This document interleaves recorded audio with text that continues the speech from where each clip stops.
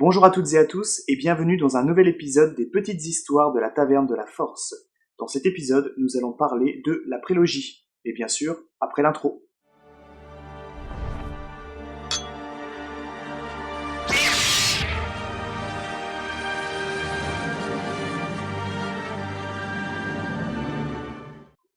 Avant de commencer, pensez à vous abonner à la chaîne et à activer la petite cloche pour être prévenu dès qu'une nouvelle vidéo sortira.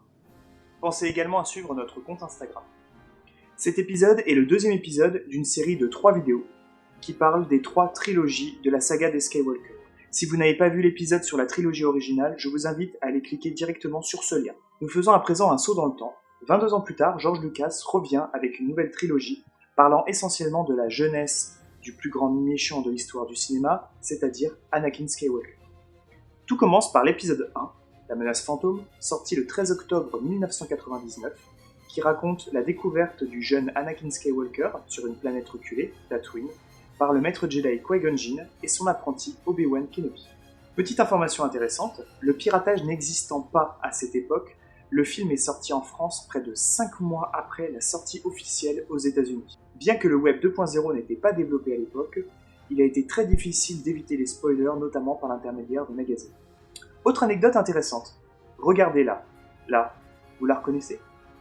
Il s'agit en réalité de Keira Knightley, l'interprète d'Elizabeth Swann dans Pirates des Caraïbes qui sortira 1 an plus tard. Elle jouait le rôle de Sabé, l'une des servantes de la reine qui lui servait de doublure. Puis ensuite vint l'épisode 2, L'attaque des clones, qui est sorti le 17 mai 2002, dans lequel nous retrouvons Obi-Wan et Anakin 10 ans plus tard. Cet épisode vient également donner du sens à l'une des phrases qu'Obi-Wan emploie dans l'épisode 4, donc le tout premier épisode de la saga Star Wars, qui nous en français nous a forcément échappé. En effet, comme on a pu le voir sur la première vidéo, certaines traductions étaient approximatives, et notamment ce passage. Vous avez fait la guerre noire ? Normalement, Obi-Wan Kenobi ne dit pas la guerre noire, mais bien la guerre des clones.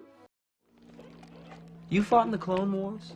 C'est-à-dire que George Lucas avait déjà anticipé la guerre des clones à l'époque de la création de son tout premier film. Autre anecdote intéressante, la quasi-totalité du film avait été filmée sur fond vert ou fond bleu. D'ailleurs, chaque plan du film comporte un effet spécial. On termine cette prélogie avec l'épisode 3 de la saga, La Revanche des Sith, sorti le 18 mai 2005. Chose exceptionnelle à noter, il est sorti un jour avant la sortie officielle mondiale aux États-Unis. Cet épisode vient créer du lien avec la trilogie originale, avec l'avènement de l'Empire et surtout la naissance du légendaire Seigneur Sith Darth Vader. Il se déroule 3 ans après les événements de l'épisode 2. Anecdote intéressante, il s'agit de la seule fois dans tous les films de Star Wars que nous voyons un combat entre 2 sabres de couleur bleue. En effet, il est très rare que 2 Jedi s'affrontent sérieusement.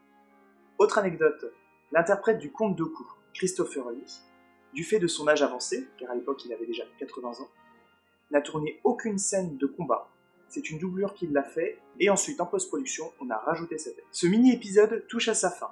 Merci de l'avoir suivi jusqu'au bout. N'hésitez pas à mettre un j'aime si vous avez apprécié la vidéo, et surtout, mettez en commentaire lequel de ces 3 épisodes vous préférez. Je vous dis donc à bientôt pour le 3e épisode parlant de la postologie, et d'ici là, comme toujours, gardez l'esprit ouvert. Allez, salut!